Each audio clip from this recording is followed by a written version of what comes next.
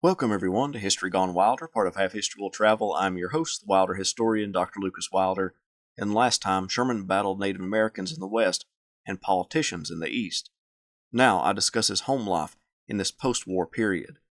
If you like what I do, please consider subscribing to the channel if you haven't done so already, join the Patreon page, or purchase something from the Teespring store or Etsy shop.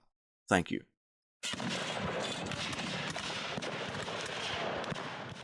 In the post-Civil War years, Sherman's home life was somewhat chaotic, with him having to travel all over the country and world, moving his family to St. Louis and to Washington. His wife Ellen was a constant companion to the hardened general. She managed the home excellently, whether he was there or not, although Sherman did constantly complain about her lavish spending that he believed would put them in the poorhouse. One of Sherman's biographers wrote of Ellen that, "Ellen was always proud of her famous husband, and guarded his reputation with a zeal and tenacity that was untiring. She saw him as a great man, but not as great as her father, and not as great as he might have been had he accepted the Catholic faith. Despite his fame and office, she wished he had settled down in a less imposing profession in Lancaster, Ohio, near her family. She found the constant moves difficult, but she accepted them as part of her duty as his spouse. She increasingly refused, however, to share his social life. She saw attendance at parties and receptions as his professional duty, and did not consider that as part of her responsibilities as his wife." In 1867, Sherman and Ellen welcomed their final child into the world, Philemon Tecumseh Sherman. The family would call him Cumpy. Cumpy would bring the size of Sherman's brood to 6 living children. He lost 2 sons during the war years, Willie and Charles. With all the children having red hair, a maid to the family commented that if Sherman died, all Ellen would have to do is put all the children out on a fence rail, and the woodpeckers would feed them. The Sherman children were greeted lovingly by their father and mother. Sherman regularly took his children to social functions and dinners with dignitaries and the various presidents that he was a general under. All the children would be well educated, and the boys would be encouraged to go to law school. Similar to his own upbringing, Sherman would have the children read books aloud, and some would even read his memoirs, with him giving additional detail as they read. Around the dinner table, Sherman and the family conversed in deep conversation, with Ellen holding her own against her more famous husband in the realm of religion, politics, and literature. Sherman rarely ate dessert unless it was one of his favorites, apple dumplings, plum or fig pudding, or sponge cake with Ellen's wine sauce. Each day, Sherman drank 2 bourbons with water. The Sherman house in Washington received a lot of visitors. Former Confederate General Joseph E. Johnston made regular visits to the home, visiting his once battlefield enemy. Sherman's comrade, Philip Sheridan, also made frequent visits, and the children particularly liked him because he would play with them. Among other guests were former Confederate General John Bell Hood and S.H.M. Byers. A delegation of Sioux came to his home once, and their fascination with his red hair frightened him. In 1871, Ellen's father and Sherman's foster father, Thomas Ewing, passed away. Ellen grieved horribly at his death. For years, Ewing had pulled Ellen away from Sherman and the family. The death of Thomas Ewing meant a freedom to Cump Sherman that he had sought all of his life. But he could hardly rejoice, not when his wife grieved, and he loved the old man himself. He dealt with his ambivalent feelings through silence. He went on with his life, quietly accepting the release his foster father's death provided him. Soon after, he went to Europe, where he enjoyed being feted by monarchs and potentates, seeing that he certainly was his dead foster father's equal now. Thomas Ewing's death lifted a burden Sherman had carried since childhood. Ewing had accepted the Catholic faith on his deathbed, which made Ellen overjoyed, but this act also prompted her to insist on Sherman joining the Catholic Church. One of Sherman's biographers wrote that Sherman saw religion as a form of tyranny. He believed in God all right, but not the God of the Catholic religion or any other sectarian church. Rival religions produced chaos with their denominational debates, and he wanted no part of that, Ellen's desires or Ewing's example notwithstanding. If people just left each other alone to worship God as they saw fit, the world would be a much more orderly place.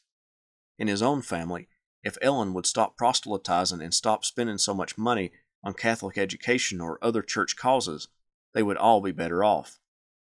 His oldest son, Tom, was sent to law school, and Sherman was exceedingly glad of his son's accomplishments. When he graduated, Tom wrote his father a letter telling him that he had decided against being a lawyer and decided to become a Jesuit priest. He also explained that he would attend a European seminary to spare his father the shame of his son becoming a Catholic priest.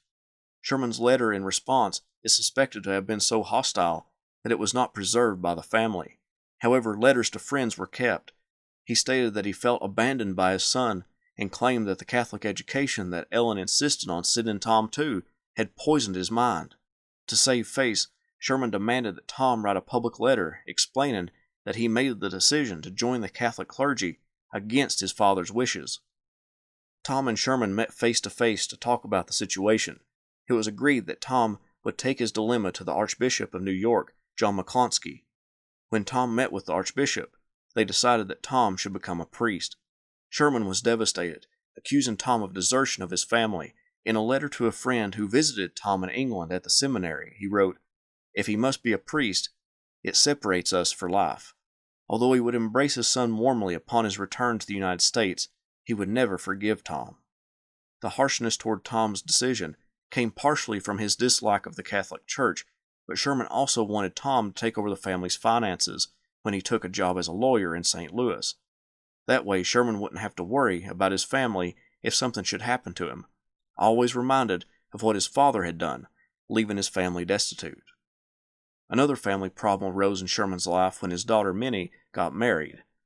Sherman had become friends with the leader of Egypt on his overseas trip. As a gift, the Egyptian leader gave Minnie a pair of earrings and a large diamond necklace that covered most of her chest. Sherman grew incredibly concerned because Article 1, Section 9 of the Constitution prohibited government officials from receiving gifts from foreign heads of state without Congress's consent. So he sent the necklace to the government until Congress could pass a law consenting to the gift. Through the entire internal debate within Sherman's mind, he came to view the necklace as a gift to himself to give to Minnie for a wedding present, and since it was to him, all of his daughters should share in the necklace. When Congress passed a law agreeing for the necklace to be gifted to Sherman, and it entered the country duty-free, Sherman contacted Tiffany Jewelers to split the necklace 4 ways, a fourth for each of his daughters. Because the necklace had originally been intended for Minnie, Sherman paid her $100 a month for the other 3 shares for her sisters. Soon after the Civil War ended, Grant asked Sherman what kind of hobby he would like to take up since the conflict ended. Sherman explained that he would turn his attention to raising horses. Sherman thought about it and said, let me see. What shall it be? I have it. You may drive your fast horses, and I will kiss all the pretty girls. That shall be my fad." Sherman lived up to that hobby. He kissed every young woman he encountered, even the wives of his subordinates. William B. Hazen's wife said he approached women with cunning, and she personally had to call off Sherman's kissing advances. Ellen didn't mind him kissing women, but she drew the line at kissing widows. She just wanted him to remember that she was the only love of his life.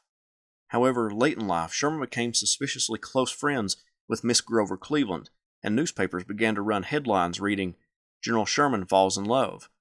Ellen sent him a clipping of the story and asked him to explain himself. The First Lady was not the only woman who captured Sherman's attention. The sculptor Vinnie Ream, who got the government commission to create a statue of Admiral David Farragut, became very friendly with Sherman. Their letters back and forth became frequent, and he at one point called her his little pet. When Vinnie left Washington for several days, Sherman wrote to her, "I miss you more than I thought possible, and your little foolish ways." He told her to write to him freely and often, because no one checks his mail but him, and Ellen was away. He also told her to destroy his letters like he did hers, so suspicion wouldn't emerge. When he offered to take Vinnie on a carriage ride, he told her that they would have the back seat all to themselves. On another occasion, he wrote, "I often think of your studio and my precious moments there, and wonder if you miss me, and who now has the privilege of toying with your long tresses and comforting your imaginary distresses." When Vinnie got married to a Navy lieutenant, the letters pretty much stopped, but when her husband became sick, "You have a sick husband, and I a sick wife. I sometimes think the Mormons are right, and that a man should have the right to change. Tell your husband I will swap with him." When her husband died, he picked up writing letters to her. Another woman that entered Sherman's life was the widowed wife of his aide. Her name was Mary Audenried. Joseph Audenried and Sherman had known each other for a very long time, but when he passed, Sherman and Mary's relationship changed. He took Mary on a tour to the Pacific with President Rutherford B. Hayes. Her feelings became romantic for Sherman. He would write to her that she should remarry, but he would be jealous of any man who got the privilege of being her husband. However, it appeared that Sherman didn't feel exactly the same way about her as she did him. He would write to her, "As the wife of my aide, you are of my family, and I really feel to you as I do to Ellie or Rachel, to caress and love you as a child rather than as a woman. If I were 20 years younger, I would not even trust myself with you in the close intimacy in which you hold me, but you know that my reasoning faculties are so strong that I look away ahead for your future and not to gratify my present vanity." Sherman offered advice for Mary when her daughter ran away from boarding school to see a boy. Ellen read one of the letters Mary wrote back and destroyed all the letters she had ever sent Sherman. Many of Sherman's biographers agreed that Sherman probably had flings with younger women, but they never became serious. He wouldn't let it go that far because that would upset the order in his life that he constantly sought. One of his biographers explained it best when he wrote, "In the end, Sherman settled for flirtations, public kissing, and perhaps brief liaisons when he went out on the town. Then he returned home to the security of Ellen and the family. He received the adulation he required in the outside world, and at home he had the ballast he needed to stay on an even keel. He maintained the best of both worlds, each supplying what he could not find in the other. The relationships inside and out of the home helped make sense out of the disharmony he too frequently found in both."